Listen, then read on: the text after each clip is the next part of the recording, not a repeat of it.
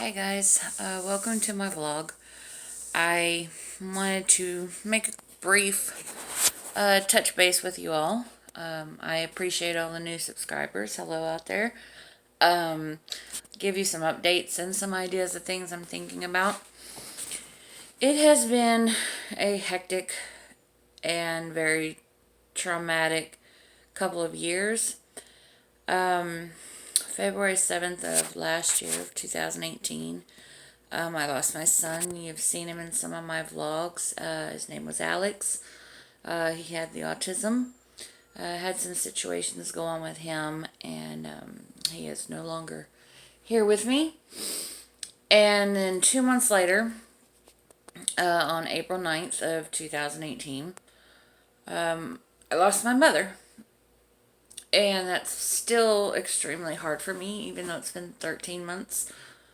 Um, she had been having a lot of health issues and been sick for a very long time. March of 2017, she had a major issue. She went into respiratory and cardiac arrest at the same time, and she was taken to the hospital and had to have a pacemaker and was in a coma for 8 days. And ever since then, it kind of went downhill dramatically and quickly. From March of 17 to April of 18. March, she started kidney dialysis on top of everything else, and she had ports and she got blood infections. She was also diagnosed with congestive heart failure. She had a lot going on, her diabetes, just tons of things. And I stayed by her side through everything I did with the Harvey, and even with my own problems at home, I made sure to stay by her side. She got out early March of the hospital. Like I said, over that whole year, it got progressively. She'd come out, and she'd be out for a week or two, and then she'd go back in, and then she'd come and be there for a month, get out, same thing, over and over again. And the time in between her hospital stays got progressively smaller. And in March, the early part of March of last year, she got another infection in the dialysis port, and they were going to keep her, but they said that you can come to the clinic every day to get these IV infusions, and we'll let you go. So, okay. I took her every day, and we talked about things that she wanted to do, things she wanted to go.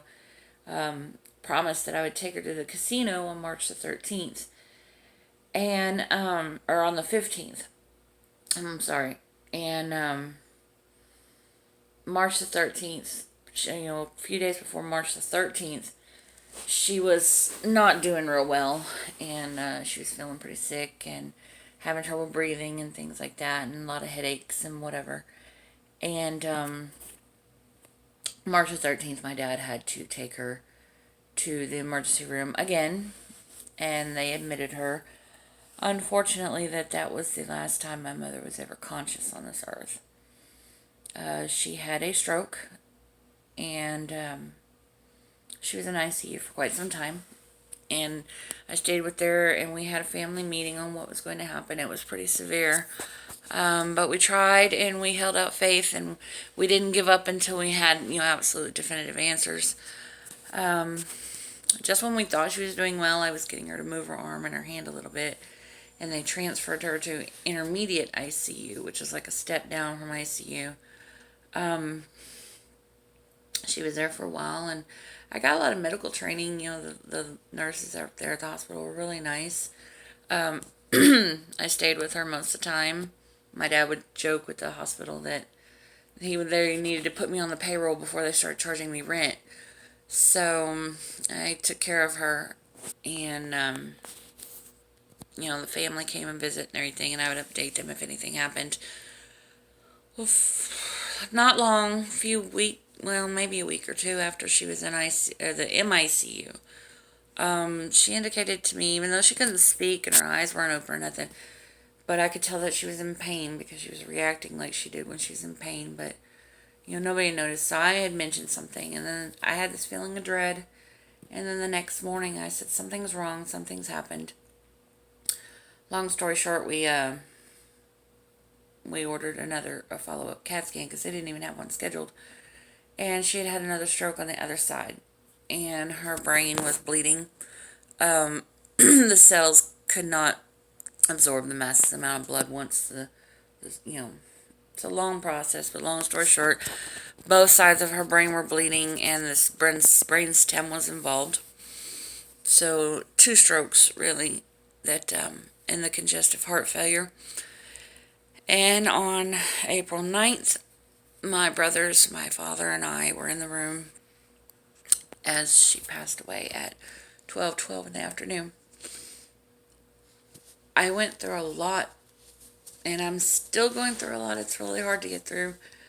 That's why you haven't seen me putting up any new vlogs or rock painting or anything, and I do apologize for that, and I hope that you understand why now. It was pretty bad between what happened with my son and what happened with my mom. So, I've been using the last 13 months to try and get through this grieving process. And I'll probably do another vlog for those of you who are going through similar issues.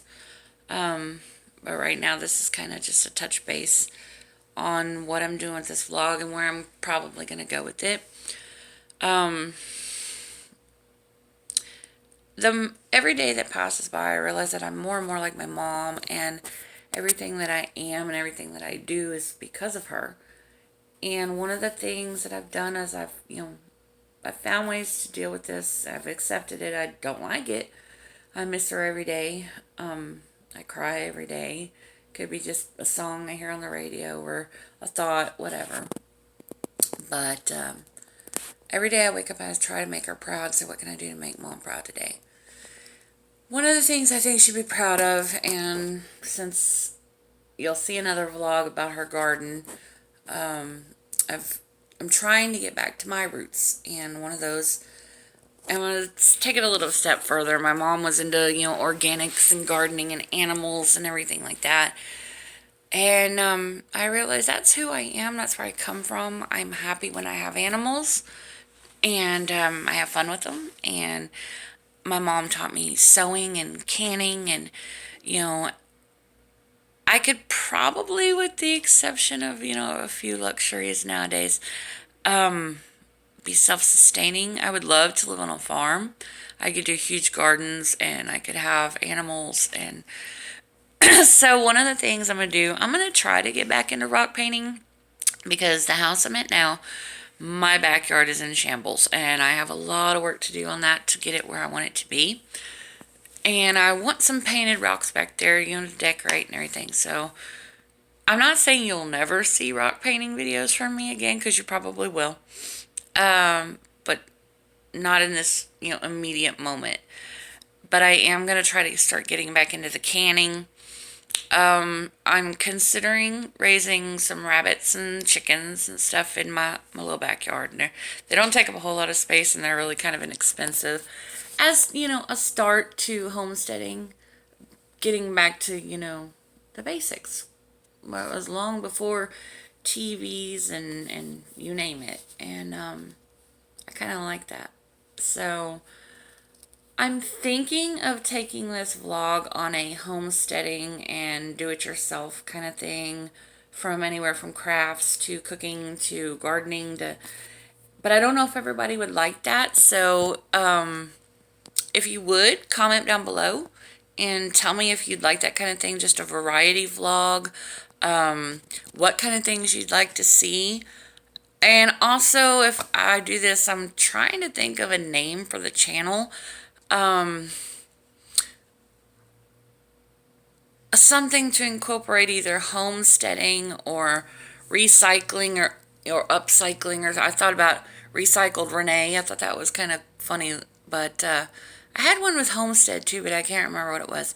So anyways, if you got some ideas of some names, put those in the comments below.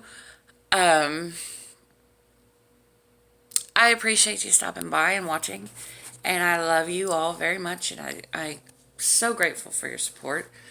Don't let this update vlog get you down, because every day is a blessing. If you wake up, it's a good day. So make the most of it. And always remember, like I said, how much I love you and I appreciate your support. And to do unto others as you'd have them do unto you. So be kind, because you never know what somebody's going through just by looking at them. So we will see you in the next vlog.